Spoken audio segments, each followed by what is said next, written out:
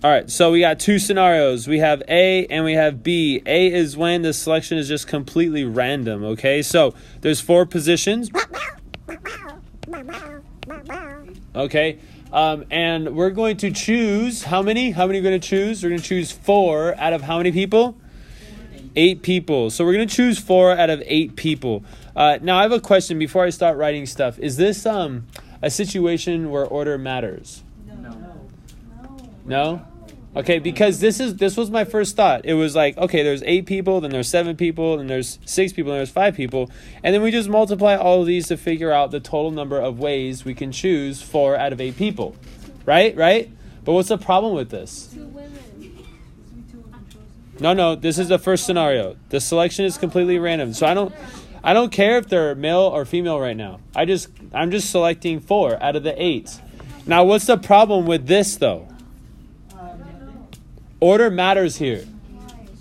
Okay, if I do this scenario, it's going to count this, like this person, this person, this person, and this person get chosen. And then this person, this person, this person, and this person get chosen. It's going to count these as 2 different scenarios, 2 different outcomes. But is that the truth? Heck no, it's not the truth. This cannot be counted twice. This counts as only 1. Each of these are the same thing for the position. Right?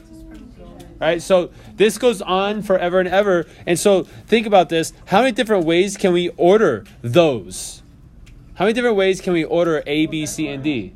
That is 4 factorial. You are right, sir. And so we would have to divide the number by 4 factorial, whatever it is. So you would divide this by 4 factorial.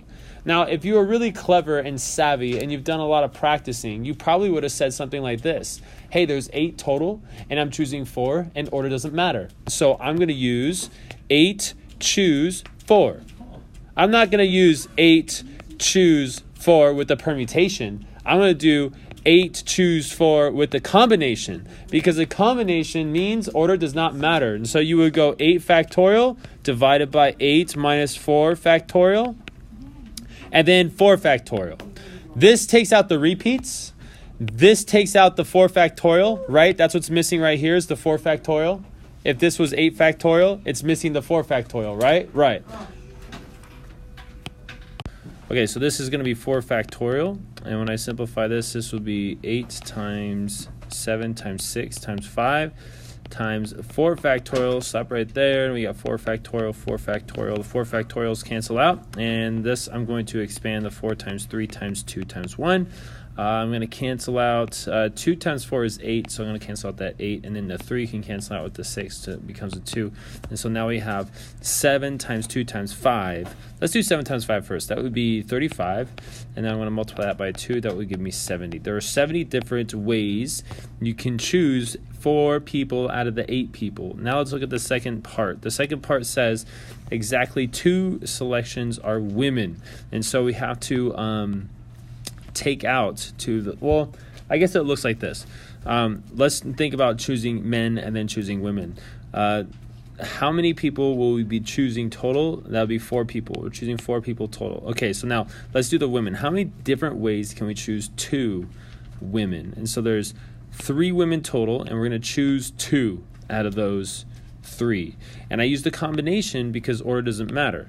All right, and then when we think about men, there's 7 of them, and I'm going to choose 2 of them. The 2 and the 2 should add the 4 because we need 4 people to fulfill the position. If we have 2 women, then that means there's 2 men selected on the other end. Remember, it says exactly 2 women. So what you do next is you find each of these numbers and you multiply them together. So we're going to have 3 factorial over 3 minus 2 factorial. And then we have 2 factorial. And then we're going to multiply that times 7 factorial over 7 minus 2 factorial, which is 5.